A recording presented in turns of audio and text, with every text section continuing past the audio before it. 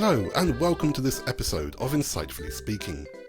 I'm Adam Osborne and I'm here again with my co-hosts Annie Sinclair and Humberto Schubert as we delve into recent events, news and anything else that catches our eye while we look at the world from a Spiritist perspective. In this episode, our special guests are Danusa Rangel from London and Fred Gouveia from New York. The topics we are talking about today are of the very sensitive nature of prejudice and racism. We will also be looking at some of your questions for What Does Spiritism Say About? And as always, we will have a moment of reflection with Annie. But first, we have had such great response from everyone who's been listening to us and watching the previous episodes. We've had listeners from the UK, Ireland, America, Brazil, Germany, Australia, India, Estonia, Lithuania, and beyond. So please continue to contact us and follow Kardec Group and Insightfully Speaking on Facebook, Instagram, and Twitter.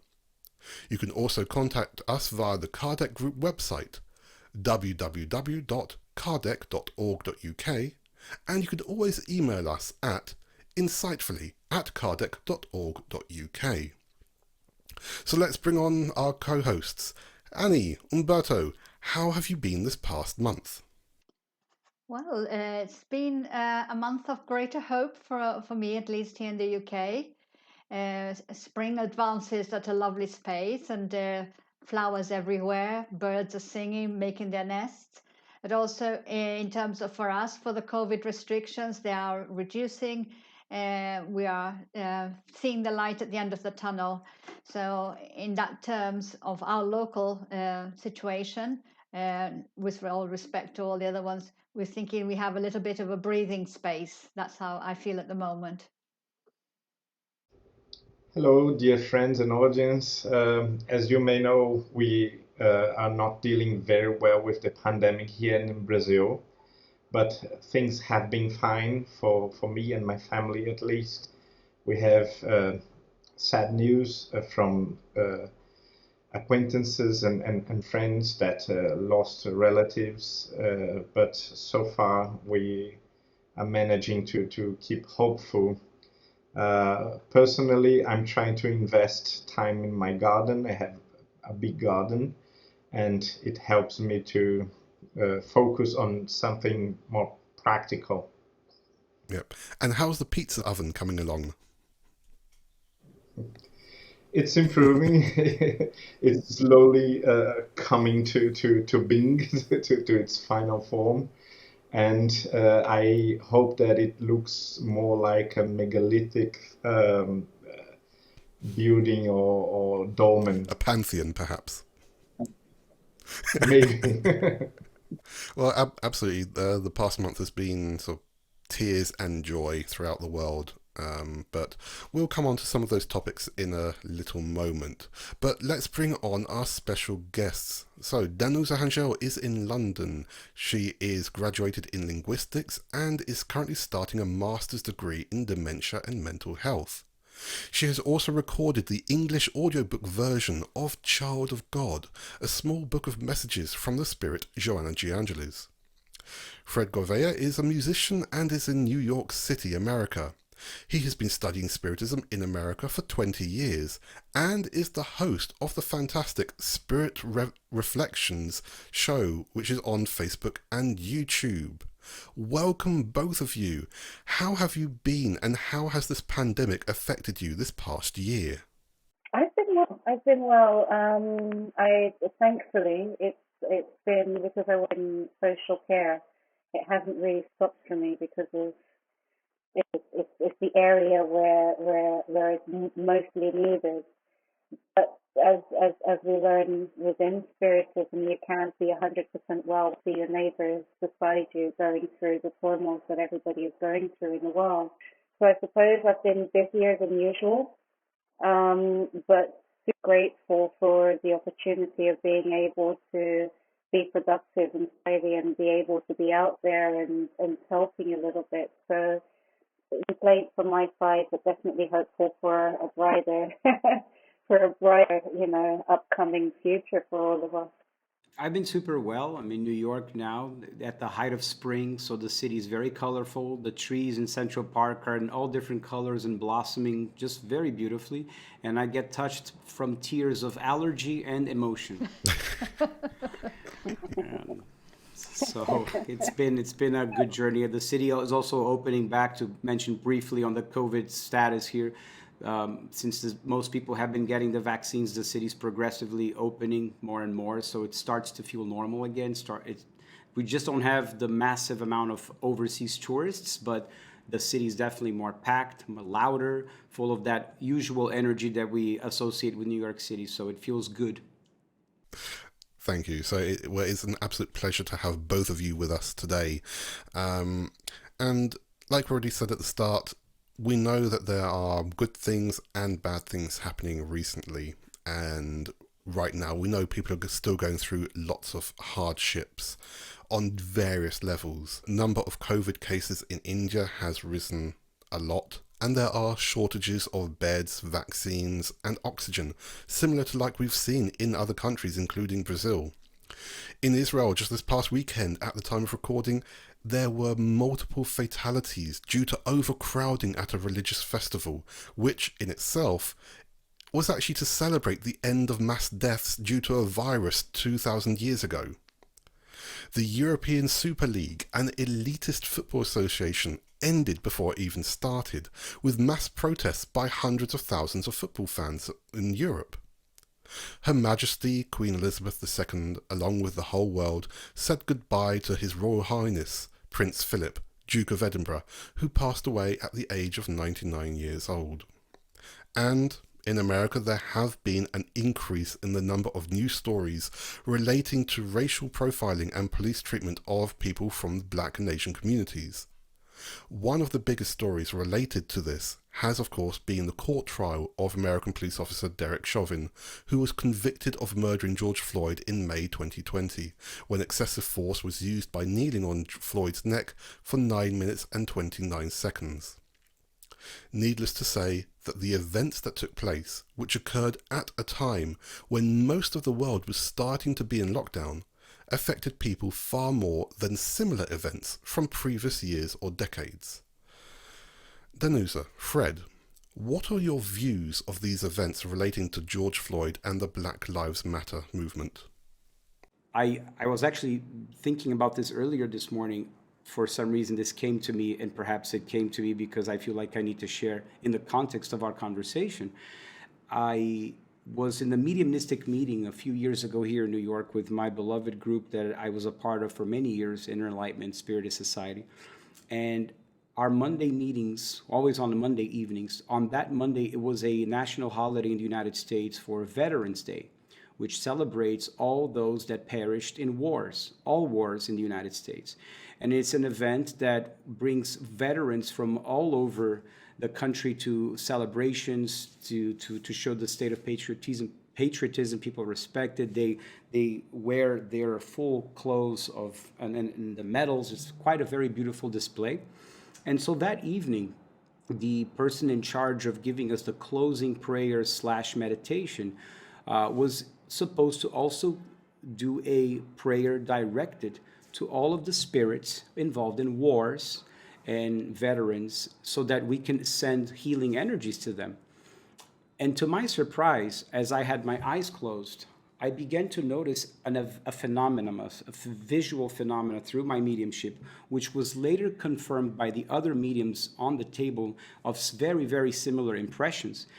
And that was that all of a sudden, from both sides of the room, started filling in a lot of soldiers, all of whom were neo-Nazi soldiers.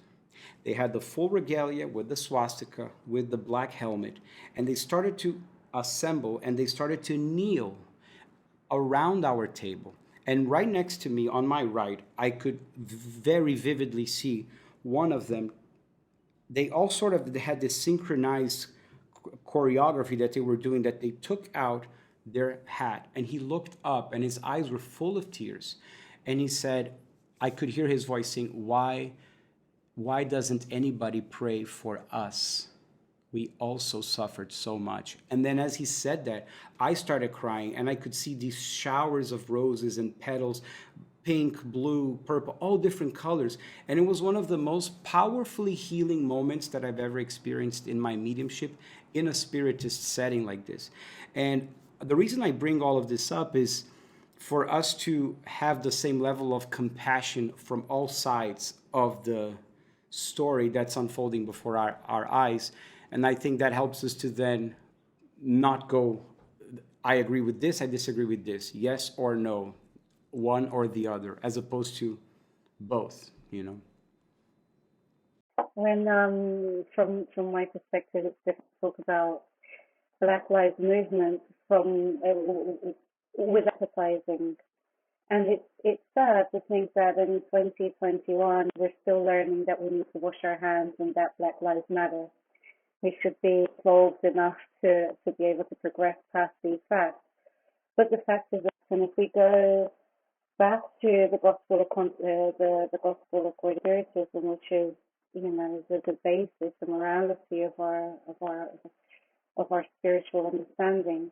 We have in the gospel in chapter 1, Spirit Morehouse, he says, if I can quote, that it's come to these moral ideas to be changed, but do not think, however, that these developments will be effective without a fight.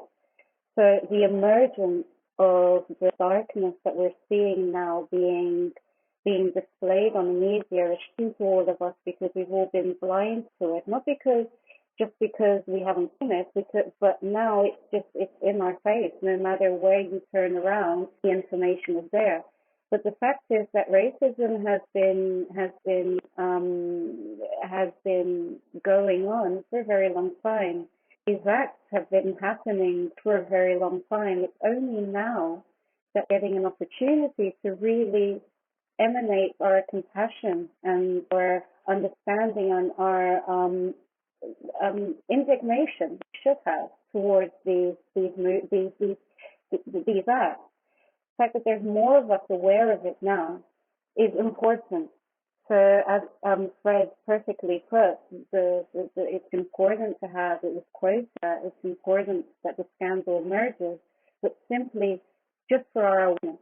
It's not meant to be continued.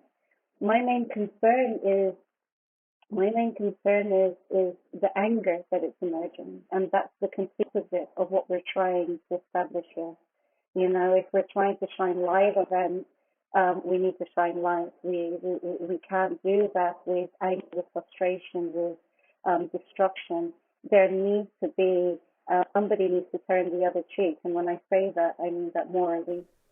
Could go on forever, Adam, so please. That's fine. I was going to ask as well what you thought about the amount of attention that the media has given to these events. Yeah, when all these events have been unfolding, I've been kind of checking myself. And one of the things that I was feeling, there's a lot of polarization going on. You're for or against, you're with us or you're against us, whichever camp you're talking about. And I thought, this is not good. We need to be like reaching out and building bridges and acknowledging our own shortcomings and say, what can we do to improve it? Nobody's perfect. This is a world, there's a world of tests and atonements. It's quite a primitive world still. Thank God that these things are happening. We are all awakening. It's a rude awakening. It's a shakening. But I'm thinking of how it goes forward. It's quite delicate because I could easily be sort of absorbed into, I could feel myself perhaps being pulled into one camp or another, polarizing myself. So I really need to be checking myself. And I think that the media, is their interest is to generate passion on both sides and like say, how can you tolerate this or how can you take this, whatever the issue is. And we need to be careful of that, who's using our emotions for their own objectives. So it's time, I think, for a lot of us to reflect, to go inside, to look at ourselves, at our unconscious biases, our unconscious racism or unconscious divisions that we have. Where are our shortcomings? And face them and acknowledge them and work with them and reach out, because our progress as humanity, we are one family, the human family, and we will need to come together, and we will come together in the law of love. But how long this will take will depend a lot on how we progress, because progress is inevitable. But if we do it in a positive way and work with it, then we can achieve it sooner rather than later.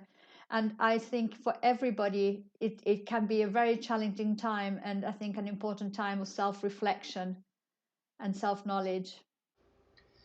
Well, we usually think about this matter as a social issue, but this is only a social issue in its results, because in the fundamental core or in its principles, it is a moral issue and a deep philosophical one.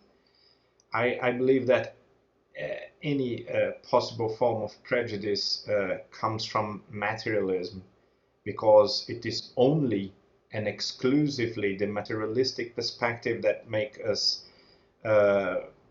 judge on the base of bodies, of our geographical origin or our gender, our financial situation, or any other form of physical judgment that is behind the prejudices that we usually see.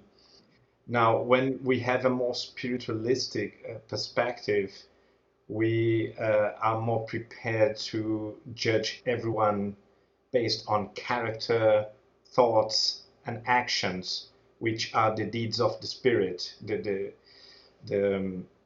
parts of the spiritual life that we can see. And once we are prepared or used to judge people on the base of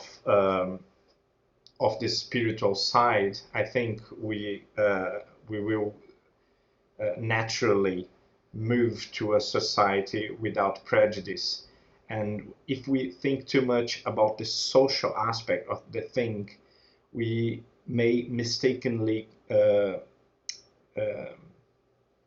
we may mistakenly confuse the consequences with the causes of these problems. Now, Fred, I was going to ask, because you're in America, how were things during the time of the protests and even with the recent trial itself? Because I was in America during the time of 9/11 in 2001, and all the events were on TV 24/7. Was it the same case just recently? It certainly was. And I think that it was an important moment for the entire country if they chose to attune to that and turn on their television sets. The most obvious places that they would end up seeing in the nationally televised channels, they were seeing that moment.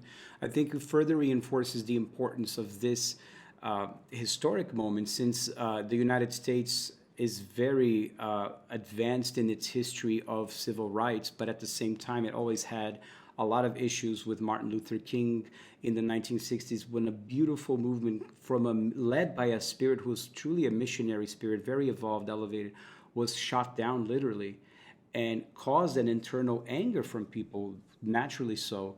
And after that, it has kind of been put to the sidelines, and police brutality has been an ongoing issue for decades. So it took that 9-minute video to really light the fire and call people to action, and to put that into a spiritist perspective. I was just looking at the law of destruction, which is one of the laws in the Spirit's book, where they say that in our current type of planet, stage of evolution, the destructions are necessary, and they're meant to be transformative, precisely so that we can begin to look more at the spirit less than the material. Our spirit's ability to overcome matter, to mention what Humberto had just talked about. And so that as in more advanced planets in the universe, this type of manifestation of quote unquote destruction is not like this. It's not carried out with drama and violence and pain and suffering the way we are seeing it, because we still need to experience these things in order to jolt our spirit's willpower to prioritize the spirit over the material senses. And so I believe it's an educational moment for all Americans of all colors, ethnicities, and backgrounds. And I believe the more that they keep showing it, the more it'll re-educate the power of the police in the way that they interact with society here in this country. Yeah. And obviously it's something that affects everyone around the world too. Now, Annie, you were mentioning about unconscious racism, and it reminded me of how Dr. Arun Gandhi, the grandson of Mahatma Gandhi, talks about the indirect attitudes, the indirect anger, the indirect violence that we have. And it is definitely something that we all need to be aware of. It's something we always need to be aware of, absolutely. Do you think that society is capable of learning from any of these events? No, I'm a definite optimist when it comes to that. I honestly feel we've never been more evolved than we are today.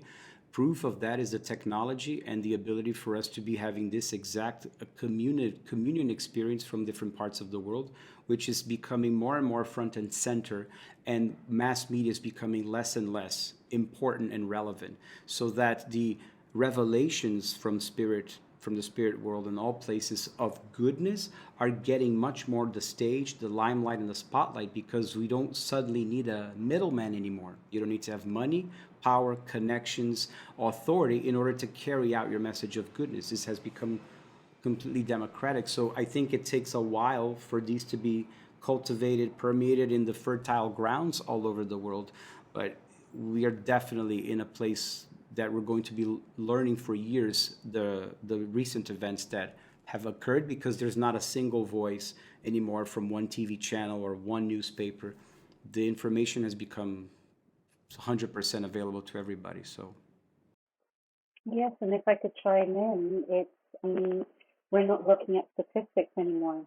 We're actually putting faces, names to ages, to creating a closeness to these people, no matter where they are. So no matter where we are, we relate to this 6-year-old, to this 40-year-old, to this person that's most probably a loved one and has several loved ones that are mourning for their death. We're not just looking at statistics of, there's been this many thousand Black lives being affected by the police in this sort of way. It's analyzing things, and there's a positive attitude to that. And I think Holy Spirit, we need to not only feel compassion for those that have lost them in a sense, also be super grateful that they've come in to have that. I'm not going to say mission, because I don't think anybody's come in a mission to in this world, but to be able to open the eyes of all of us and to bring us closer together in. It's about bringing us together. I think the most important message that comes to me when we're talking about race, the reason why we're having so much media exposure is to bring together. It's not to separate us.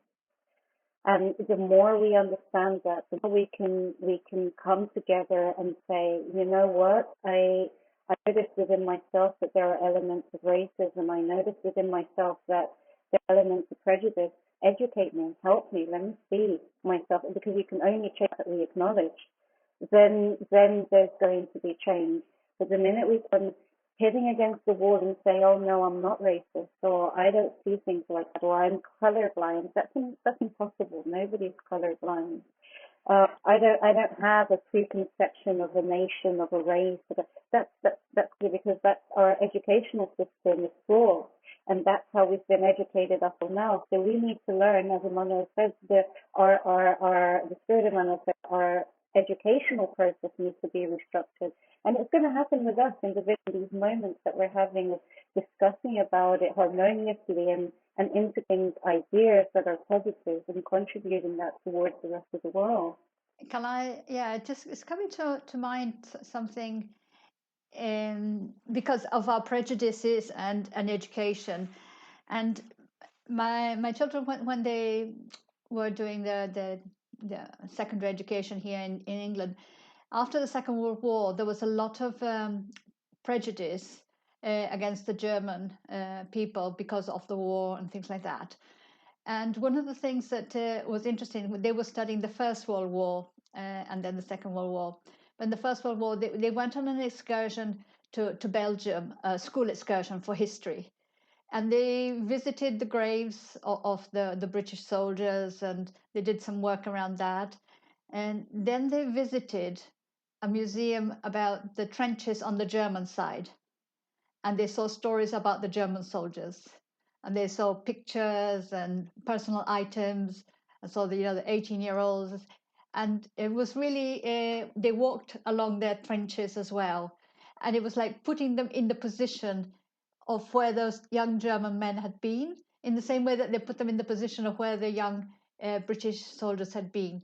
And at the end, realizing actually whose war was this? Whose interest was it to be a war? Those people were there, they were soldiers, they were young people, just like the students were young people. And it really, I think, helped to build bridges, to change yourself, to put yourself in the other person's shoes, go and visit the other side. And I think that educational effort was made, and I think that nowadays the younger generation will have much better relationship between the British and the Germans because of this. But I think that, looking for, I don't have solutions for America or other places, but I think that education really can make the difference, because the young people, they can experience what is it like and why did this happen? Who had an interest in dividing us and divide and conquer and these things? And who has an interest that we can continue to be divided and separated? Are we being manipulated? So I think young people are really, for sure, through education, I think they are our future. And us, as the previous generation, we have to wake up. We have our shortcomings, but be open also to look at things and challenge ourselves. And some of our beliefs that we learned at school, they might not fit. And that is why I love Spiritism, because it has, like I say, the law of progress. As progress is inevitable, we will progress whether we like it or not. If we work with it, we progress more smoothly. If we fight against it, it's harder work. I always think of the sea. When you swim in the sea and you've got the current, you can try to swim against the current. You get very tired, and when you get exhausted, the current will just take you. Alternatively, you could have swum with the current and you would have already been there ages ago. So for me, that is how it is in life as well. And sometimes we might have resistance for whatever reasons or difficulties.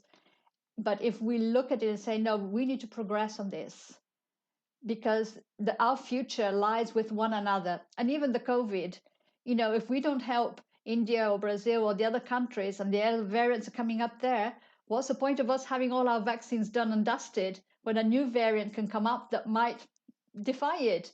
So we're all in this together on this planet, and we have to overcome this small thinking of my people, my tribe, and these separations.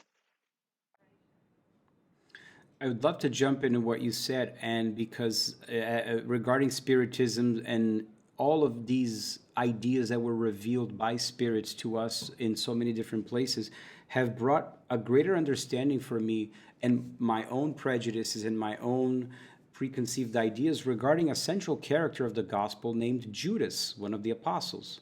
And there's a book by Humberto de Campos, Humberto's friend here, same name. Humberto de Campos wrote many, many books through the medium Chico Xavier, and one of them was called Good News, which was passages from the gospel that were greatly expanded, and he almost takes us behind the scenes of what was happening that day that prompted Christ to leave such a powerful parable or a teaching that we know today. And there's an entire chapter devoted to Judas.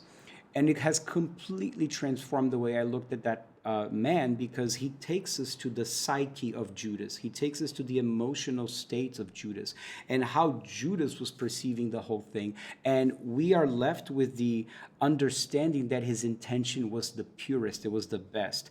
Yes, he was a little bit influenced by power and politics and wanting to accelerate the ideas of the gospel by getting them to be endorsed by the rich, powerful, and famous people of the time. And in that process, he got lost.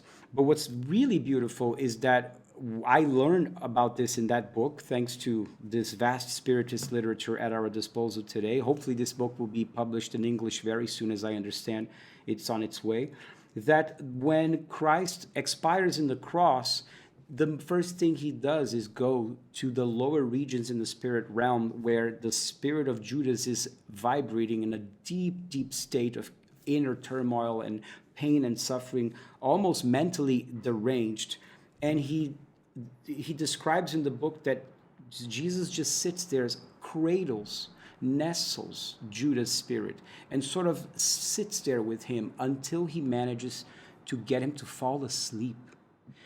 And there's another book by Maria Dolores, who is a famous poet from Brazil, that Chico wrote a book called Heart and Life in 1968, I believe.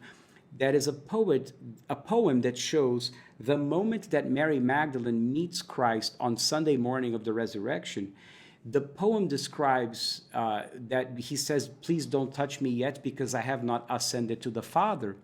And she asks him, "But where have you been this time?" And he said, "Well, Mary, a friend can never truly be happy when he realizes that a fellow friend of his has fallen. Rather than ascending, I actually descended to the depths of the places of turmoil, and I went to rescue our beloved friend Judas." And so when I come out from that narrative, I look at our world today of so many brothers and sisters that proclaim themselves to be Christian, but still carry out the tradition of humiliating Judas in a public square, as if Christ was demanding some kind of retribution, as if Christ asked us to do this. But it's just a projection of our inner anger, our inner hatred, right? So I will just finish this thought by mentioning a famous Spiritist speaker from Brazil, Haroldo, who says, guys, imagine if right now in this room walked the spirit of Judas and he sat there next to us, how would we react? I think our first reaction to everything, our first answer to everything is aggression and reaction, actually. And that's the source of manichaeism and demonization of others. But to move our spotlight back to Martin Luther King, who was one of the greatest modern saints and missionaries that we know about. The reason why he was so influential and why his revolution was so powerful, so touching, is that it was based on Jesus' principles of radical equality, of universal brotherhood.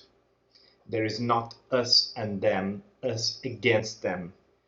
This is the source of all mistaking, of all mistakes. There's just us, and we are brothers, and we are children of God, and our rights, they come from our Maker. We don't need society to acknowledge it.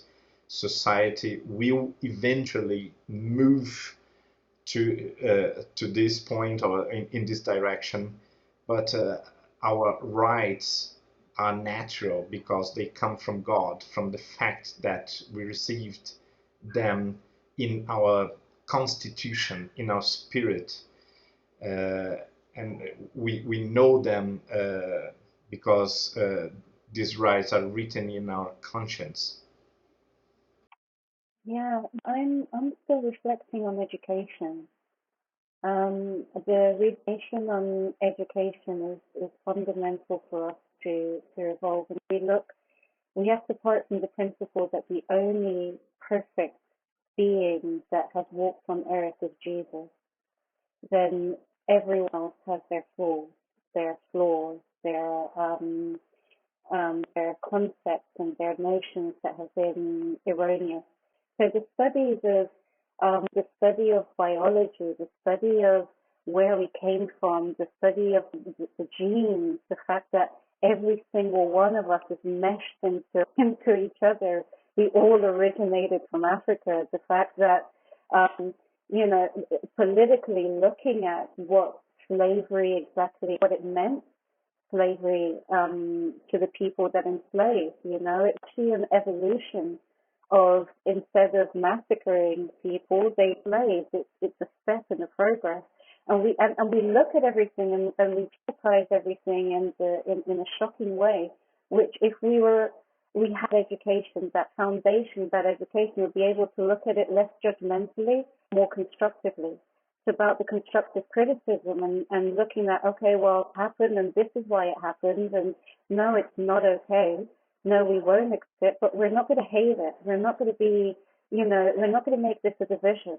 It's something that is emerging out of the law of cause and effect, out of consequences, because we're in a universe that has, perfect laws, which we have to deal with these consequences now, and how are we going to manage them? And I don't believe we can manage any of this unless we reform the way that we are educated. And Anna brought the example of the schools here, and thankfully there is gradually starting to bring this unity, relations with people, and trying to put ourselves in other people's shoes. That is important, to start developing empathy, for children to start developing empathy, children to start understanding, because then they're definitely going to be our future. They're definitely going to be the frontispiece, and these are the spirits that are returning and being re-educated, and I think we're all open to that. I'd have to completely agree that education is so fundamental for us, and especially right now, because where there is a lack of education, there is an increase in false information, there's an increase in discrimination, an increase in profiling, we know that these things have increased this past year. At the start of the COVID pandemic, members of the Asian community were targets of physical and verbal abuse because of where this virus started from. Asian stores and Oriental sections of supermarkets were heavily vandalized. Here in the UK, black people were repeatedly stopped while driving just to get takeaways because of racial profiling by the police. Anti-Semitic and homophobic abuse has increased online to an extent that many people are now afraid that physical hate crimes will actually increase when more COVID restrictions are lifted around the world. Now, considering that we are in the 21st century, slavery has been abolished in most of the world. Political correctness has provided a level of awareness against racial prejudice in the media. Schools do teach historical facts about discrimination and its impact on societies. And we live in an age, like we said before, where information is easily available within a couple of seconds. Why do we still see prejudice and discrimination nowadays? I would just say it's just because of our stage of evolution. Because we are still very self-centered. And as long as we are self-centered, we can't see the other. So if you consider reincarnation, for example, I might be reincarnated in a particular social group or ethnicity or nationality or whatever, a particular group, this life. Next life, I might be in a different group.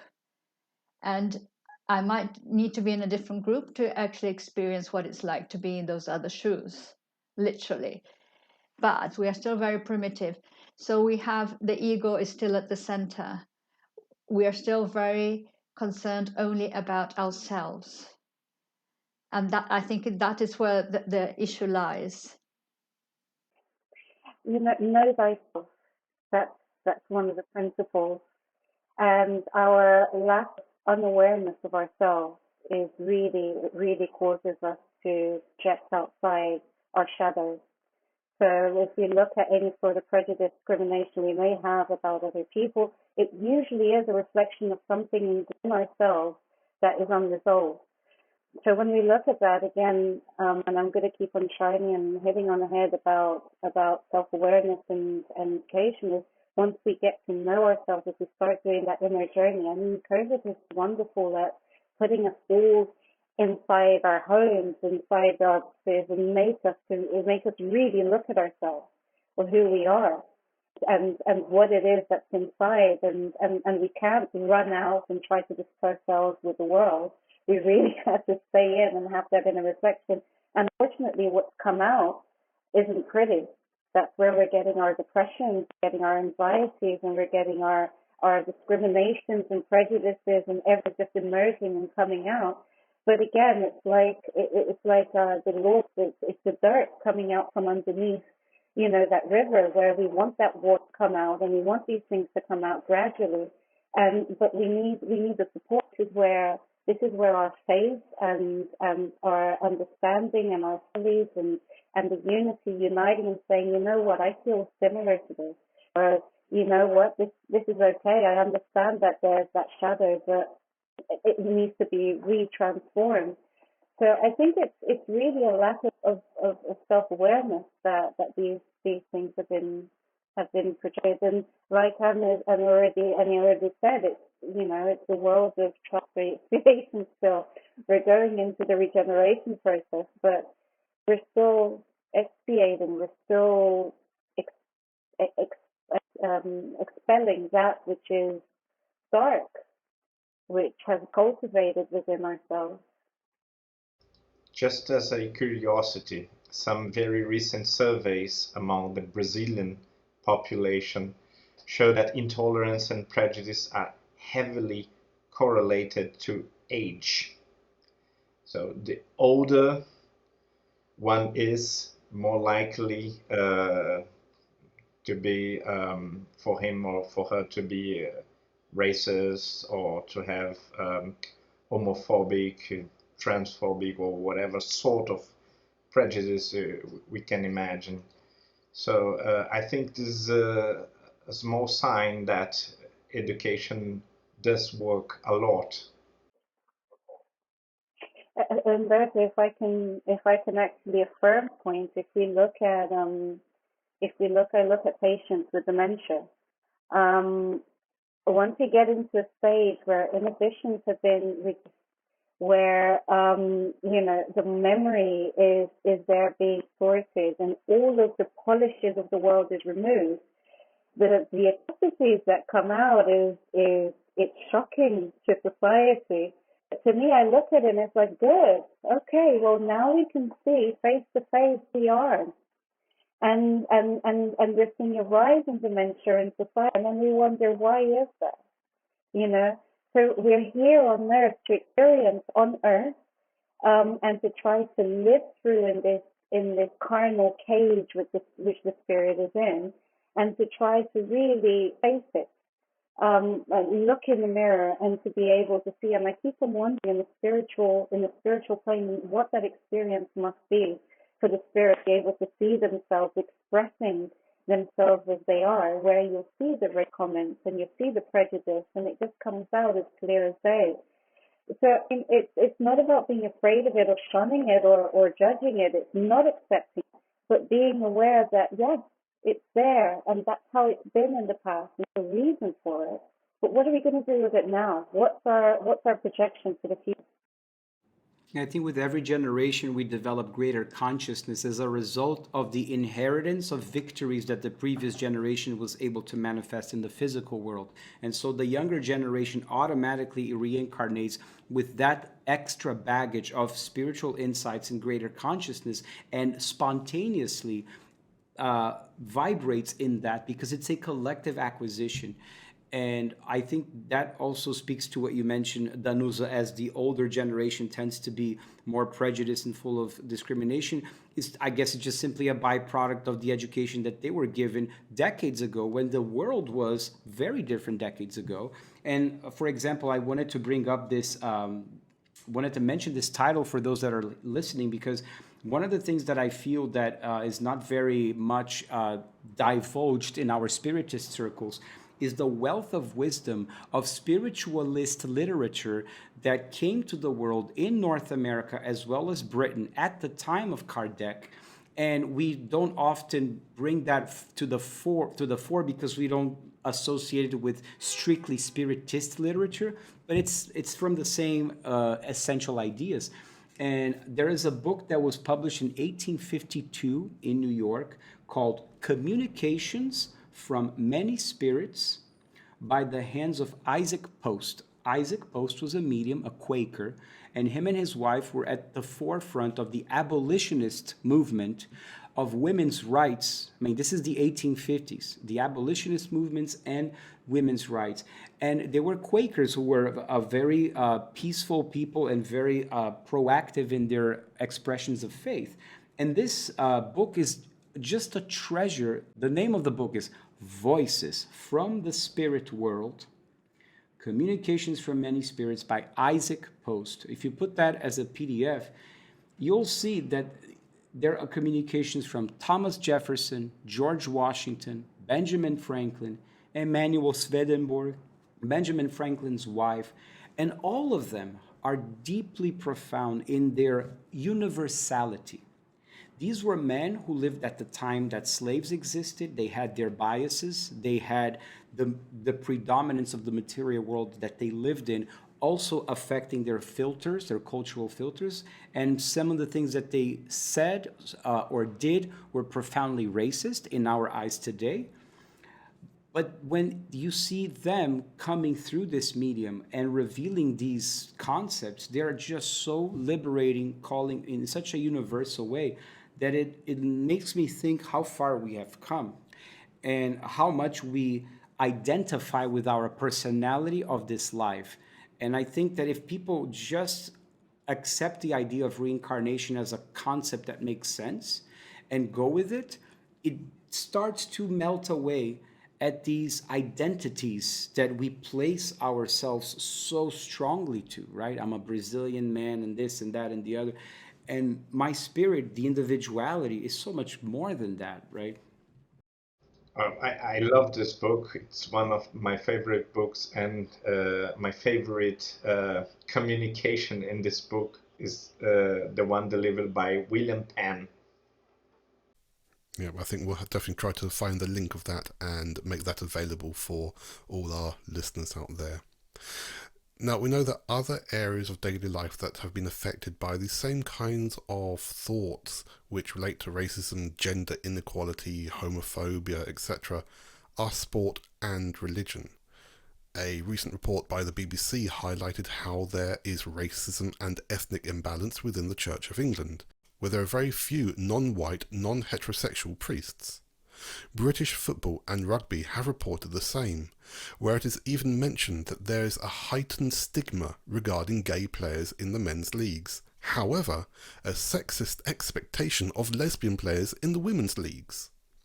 Various sports people from different ethnic backgrounds have reported an inequality in relation to how they are treated, the positions they can play in, and even the pay that they receive. Within the artistic world, racial and cultural identity is, of course, an integral part of music, films, literature, even poetry. The level of praise and criticism that American Youth Poet Laureate Amanda Gorman received at her recital during the inauguration of President Joe Biden has obviously been covered a lot in the media. And we've already mentioned before that the George Floyd events have impacted television and film, where producers have taken steps to avoid both cultural appropriation as well as to tackle historical, racial and cultural prejudices. It is, of course, important to respect cultures, abilities and diversity. However, at what point does something cross from being appreciation to being appropriation?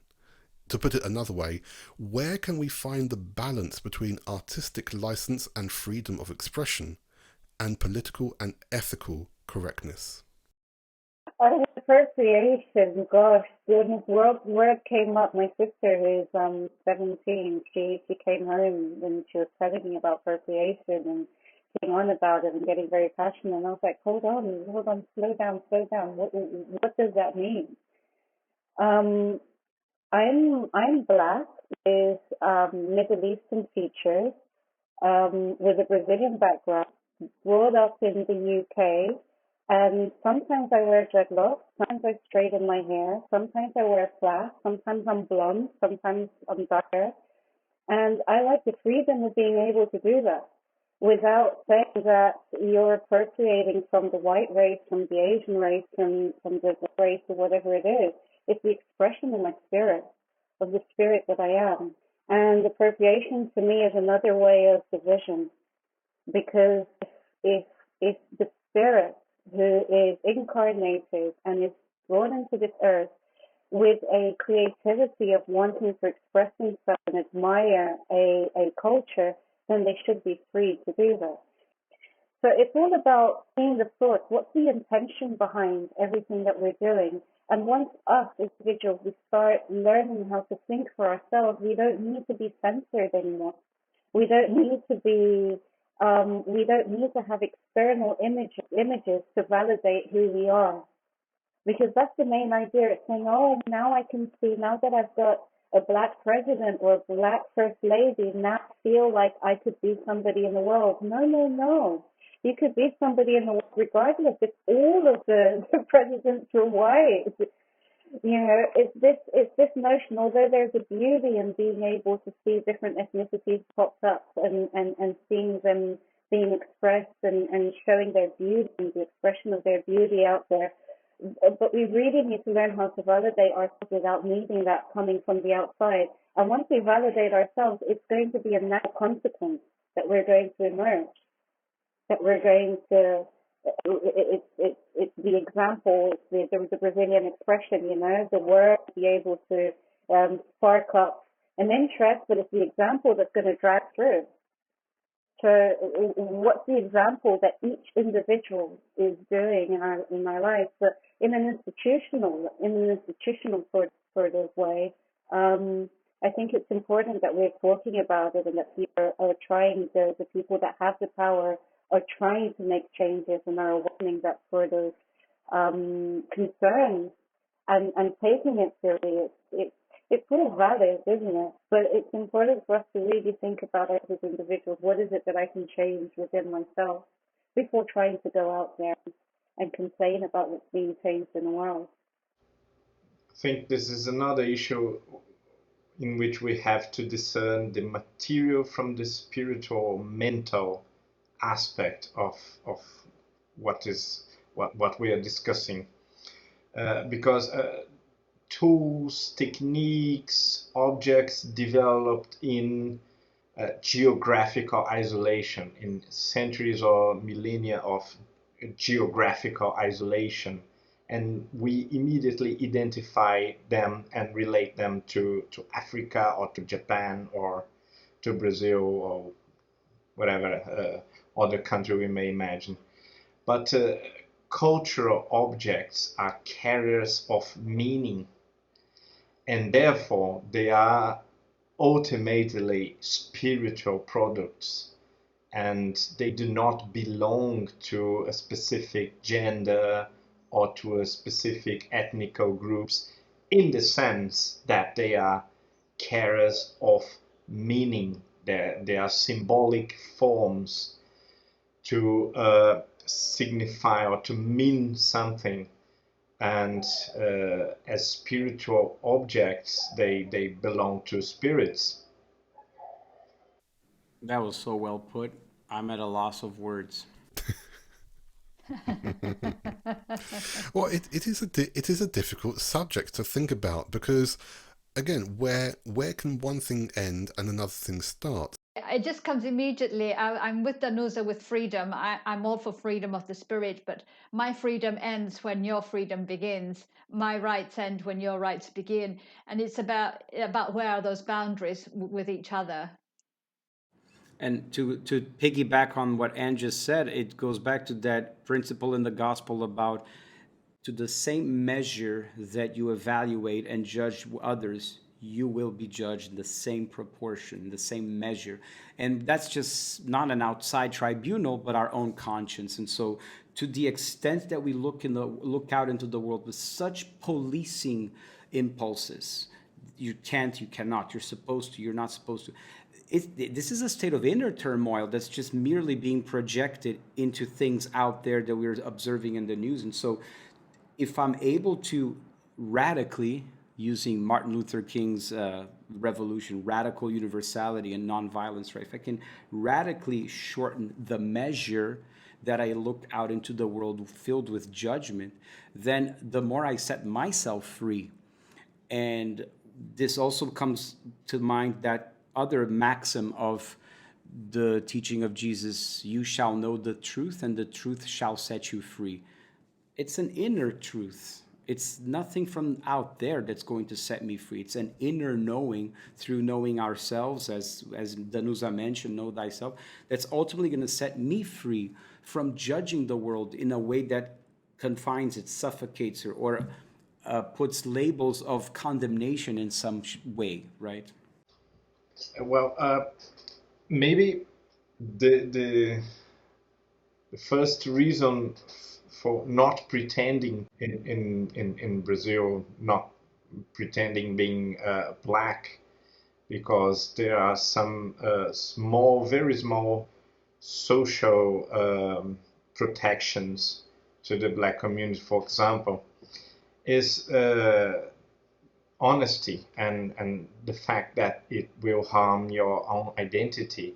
So you may love Japanese culture, and it may be a nice feature of your own life, but once you start pretending you're Japanese, you may lose touch with reality and end up not understanding and recognizing what you really are and what your roots are, and to have an identity, even in this more material aspect, like how is my body, and which gender do I have or assume, or whatever. This identity is important to ground our life, our consciousness in a given history that we cannot just make up at will. We know that there are positive things happening, especially within the younger communities. For example, students at Pimlico Academy in London recently formed a protest against uniform changes that would prevent, and I quote, haircuts that block the view of others, or would also mean that Muslim girls couldn't have hijabs, the traditional head covering, which are, and I quote, too colourful. British charity The Little Princess Trust, who makes wigs for girls and young women who have lost their hair due to cancer treatment or other medical conditions, was influenced by an 11-year-old girl called Carly Gorton from Norfolk, who petitioned them to start making afro hair wigs, and actually donated her own hair to be used in one of their first wigs. Now, thinking from a Spiritist perspective, how can we help promote diversity, acceptance, tolerance, and respect? Diversity, again, I think it's bringing it out of ourselves. When we are in a position in which all we can worry about is ourselves, and the spirits call it selfishness, but it's like an egocentric kind of living, you can't see anything else. And diversity, I think, in a way, is showing us the diversity of God's creation, and that we are not the only ones, we're not the only way, and it helps us to bring us out of ourselves. That's what I think, and make us curious about different ways of doing things, different ways of living, different ways of expressing yourself, not to be threatened by it. But like we always say in my work, there's an expression called professional curiosity. So when you see something that's a bit different, ask them, why is that different? What does that mean? Tell me, show me, share with me, rather than saying, that's different, it must be dodgy. So that movement towards looking at the other and finding what are the things that bring us together, what are the things that are different, but we can be different and still be together and not be threatened by it. Those are my thoughts at the moment. When I first joined, I first started studying, it was about 12 years ago. And at the time, I remember when we were projecting the studies, and we could see everybody in the study group, and I sent it over to a family member in Brazil, and most of my family is of Black origin. And the family member turns around to me and says, "Whoa, that's a lot of white people." Yeah. And it took me, it said, "Why there are no black people in your study group?" And I said, "I have no idea, because this is fascinating. This is so good. Like, we all should be studying this. This is really cool." And now, they're spiritists as well, and participating groups as well. But I think the main way of promoting diversity is putting ourselves into places that are diverse, that are different from us. And then once and try and find something that we can relate with, and something. And I remember that some of the ideas that was completely new to me as Danusa, but not as an immortal spirit, it was new to me. It just took a little while. I was like, okay, well, it didn't quite make sense. Let me just try. It feels right. It just doesn't sound right yet to me. Explain that properly to me. I can respect it, but how can I integrate that into my way of being? And we can do that with philosophies. We can do that with music. We can do that with art, with culture. And there's so many different ways of putting ourselves out of our comfort zone and integrating something that's different. I think that's the best way of promoting diversity, rather than expecting diversity to come from the outside. Yeah, I think this is a perfect segue, Danusa, what you just mentioned, because I'm in my mind trying to how to best answer this question. And I think the question, I try to answer the question first with the question, what do you mean by diversity?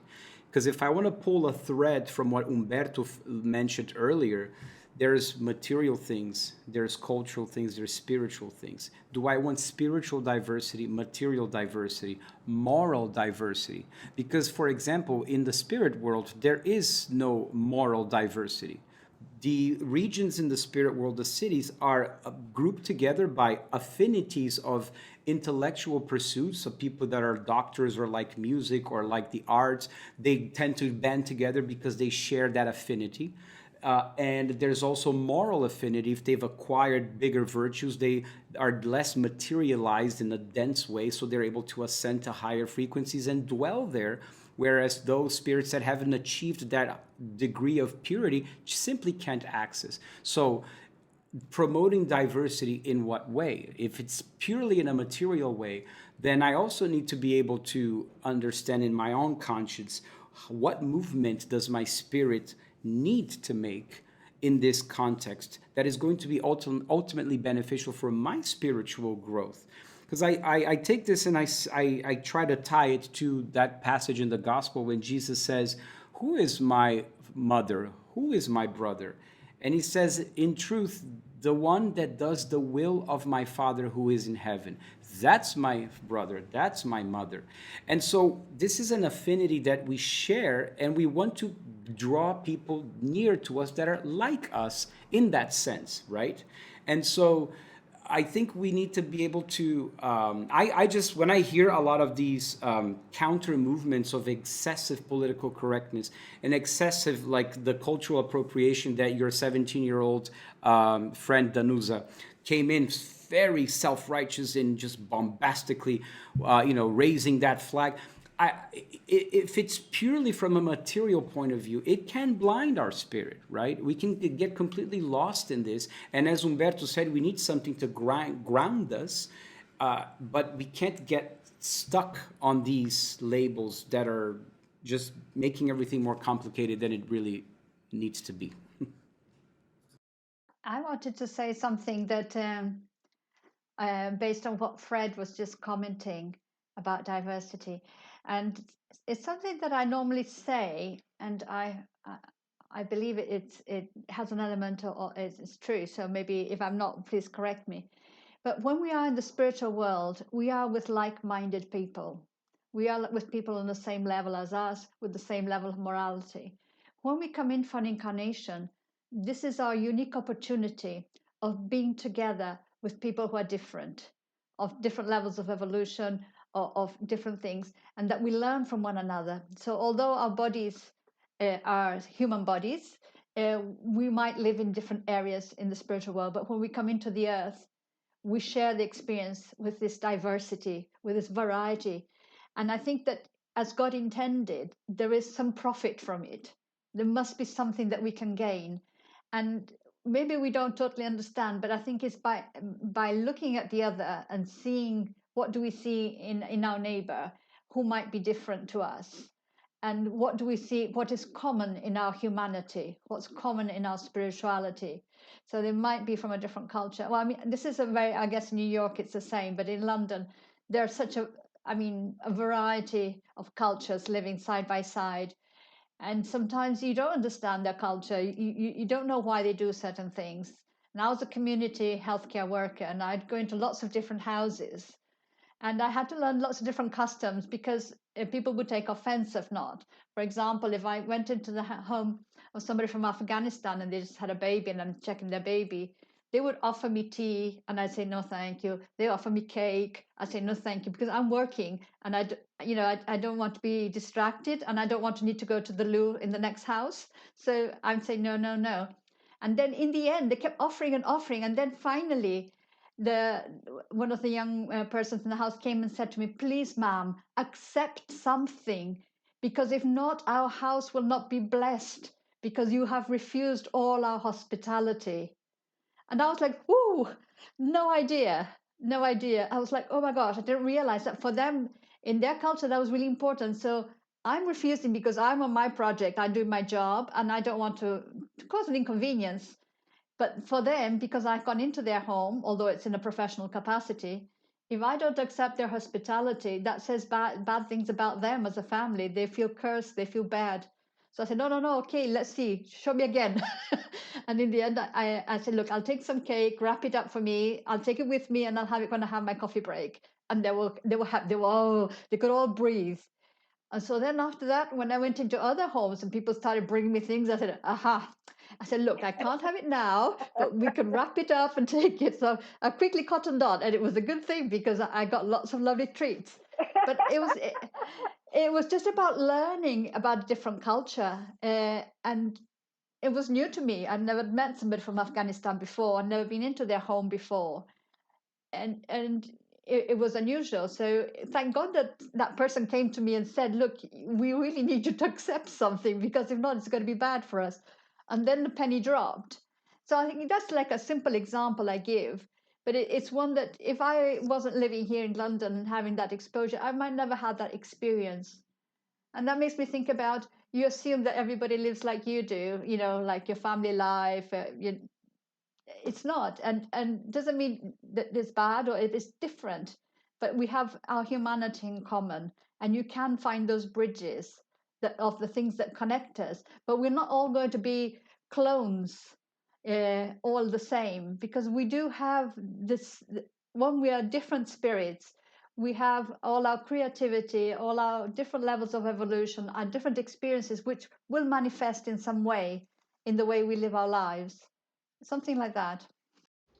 Just for you guys to know, the rule of hospitality is also valid in Minas Gerais, Brazil.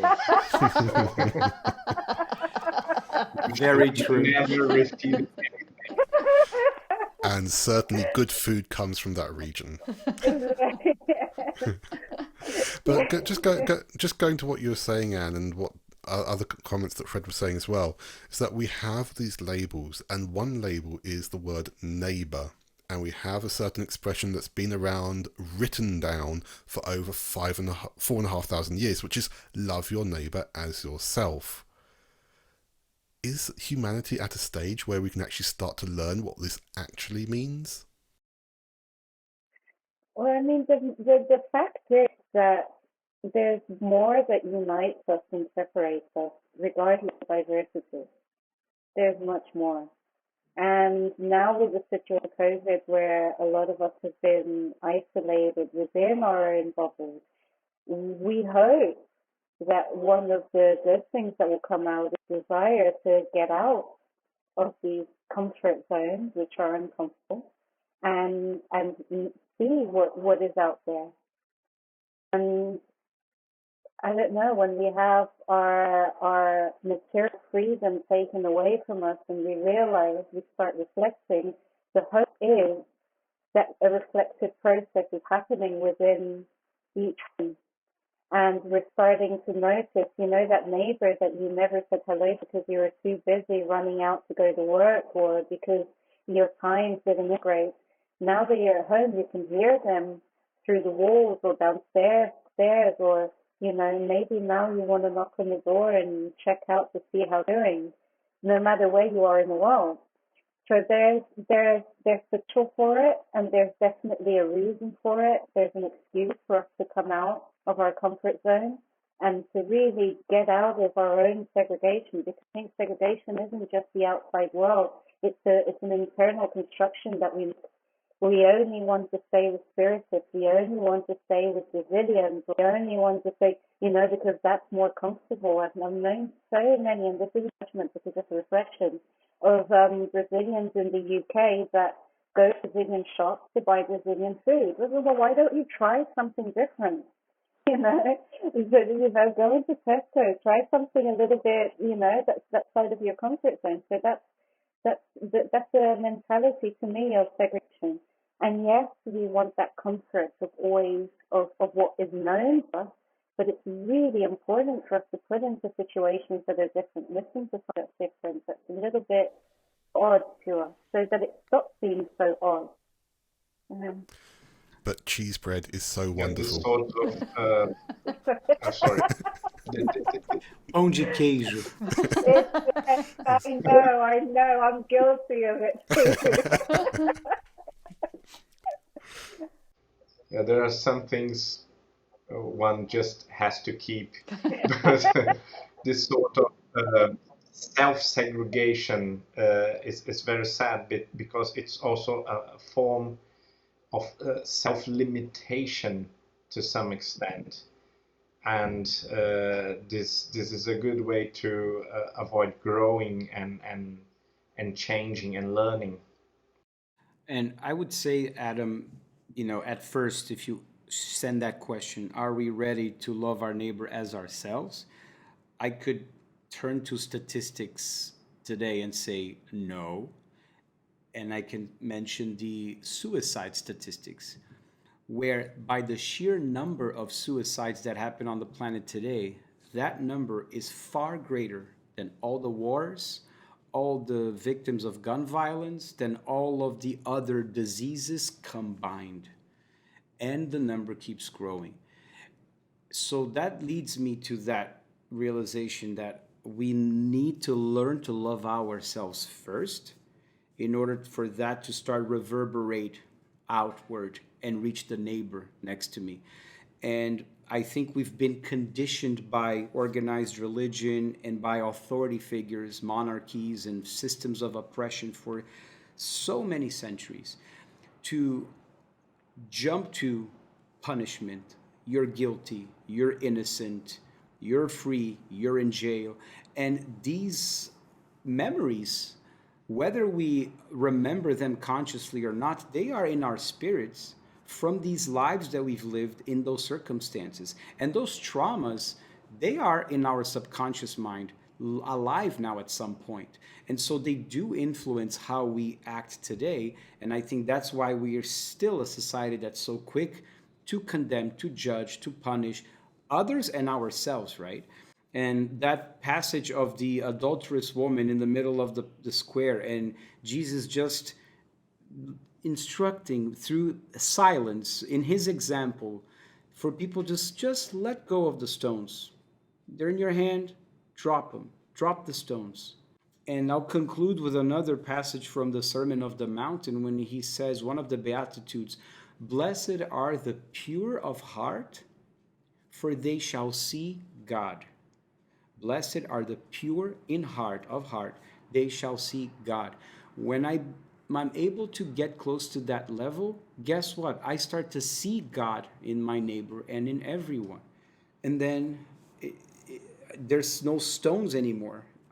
There's just an embracing, right? So thank you all for those thoughts about these difficult topics. Certainly, we can see that there are signs of love and comprehension around the planet.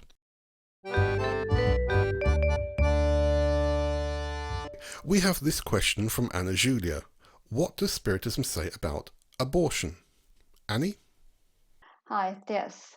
This is a question that comes up a lot, that is in the Spirits book. It is a question that you could have a whole weekend of workshops to work on. It is a very deep and complex question. It is one also that causes a lot of polarization, in my experience. People tend to have very strong opinions on one side or another side. And I'd like to just at this moment take a step back from that. I'd like to say, when you're talking about abortion, I imagine that you're talking about a provoked abortion, a termination, because an abortion is a loss of the pregnancy, which could be spontaneous, like a miscarriage. It could be a missed abortion when the baby dies but is not expelled, or it could be a provoked abortion when something is done, some action is done to end the pregnancy, whether by the person themselves or other people. Abortions, provoked abortions, terminations are as old as humanity on earth. You will find in the Egyptian papers potions for abortion, in the Roman times, in the Greeks.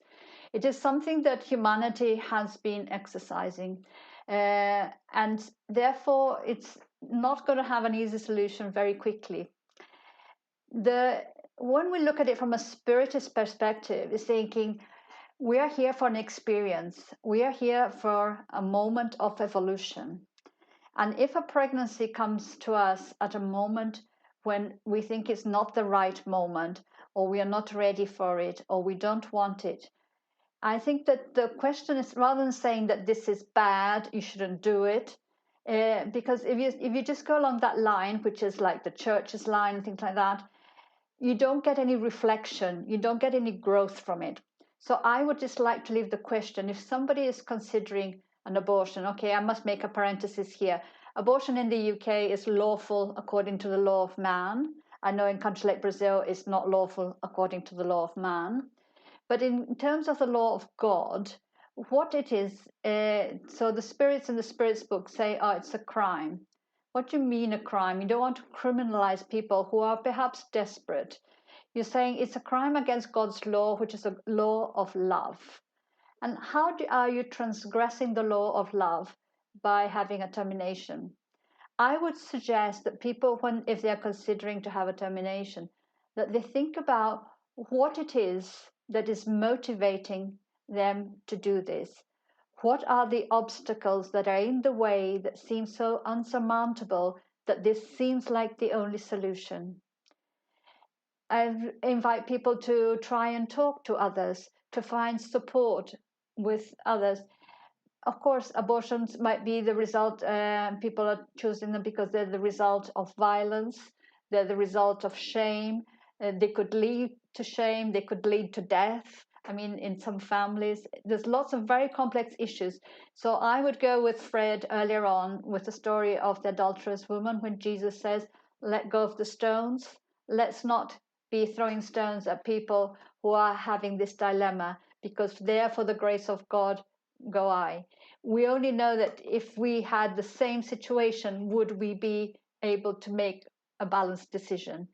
So it's all about growth and development, and thinking, if I feel that it's too hard for me to have this pregnancy now, this is too difficult, maybe this experience and then will revisit me at another point, and it will carry on to be difficult because that is the lesson. Is there a different way of finding a solution? So when we have a termination, we know that we are impeding the spirit that was designated for that body to come into life. So we had the opportunity, somebody gave us opportunity to come into life, to have a body. The spirit that was trying to come in that way might be a loved one of ours that's coming to actually help us. But it might not seem like that at the moment because of the situation. And if somebody is so desperate that they're thinking of committing suicide or taking their own lives because they cannot tolerate, they cannot deal with this, it is better in that case for them to have an abortion than to lose their own life, because it would be loss of one life and not of two. This is not an easy topic, and I want anybody who's listening who might be considering it to think outside the box a little bit and see if you might not be able to find a different solution. But if you've done this and you feeling guilty, don't feel guilty. We just talked about love yourself, forgive yourself, Everybody makes mistakes. We've all made mistakes. We're all had hundreds and hundreds of incarnations. For sure, all of us perhaps have been there at some point or will come to that point. So don't be hard on yourself, but just think, okay, this is a mistake. What can I do differently? So what was it in your motivation that you feel you need to address? Do you need to overcome your fear of the judgment of others, your fear of not having enough provisions, your fear of losing your youth, your fear of being considered an outcast? What is it? Where did that fear come from? And that is where your key issue is. And that will come up again, because all our key issues, they come up regularly. And at some point we will conquer them, because progress is inevitable. So, first of all, love yourself, embrace yourself, because we are all God's children, and let no one pick up the first stone to throw it, because no one has that right.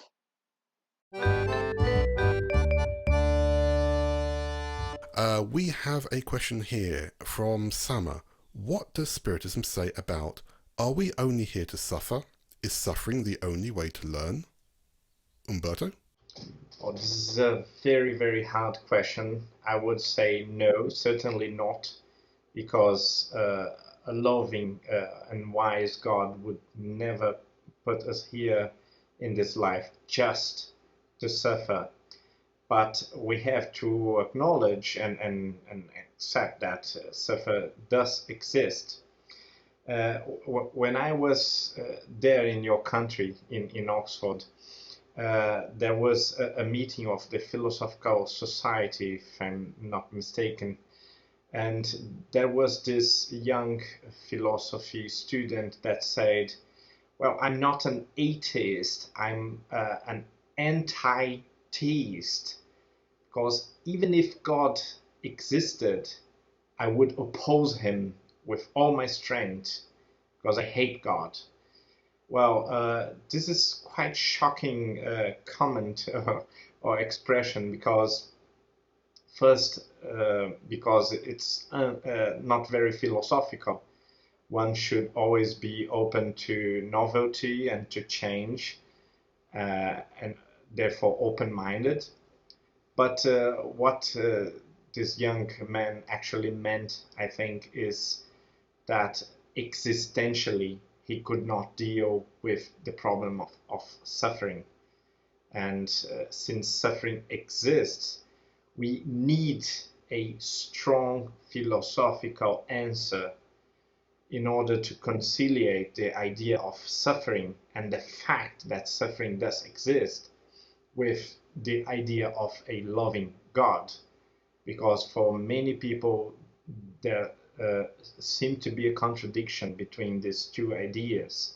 A powerful, wise, and good supreme creator and agent in the universe, and so much pain, misfortune, disgrace, and suffering.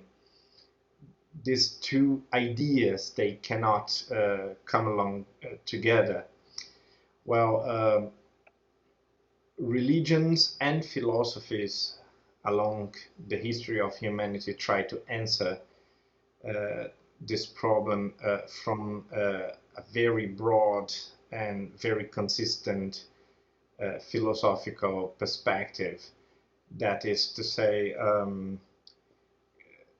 explaining how and why suffering may be necessary or an inevitable consequence of our free will. This was Augustine's answer, for example, and that was also the line in which Buddha tried to answer the same question, or tried to address the same problem.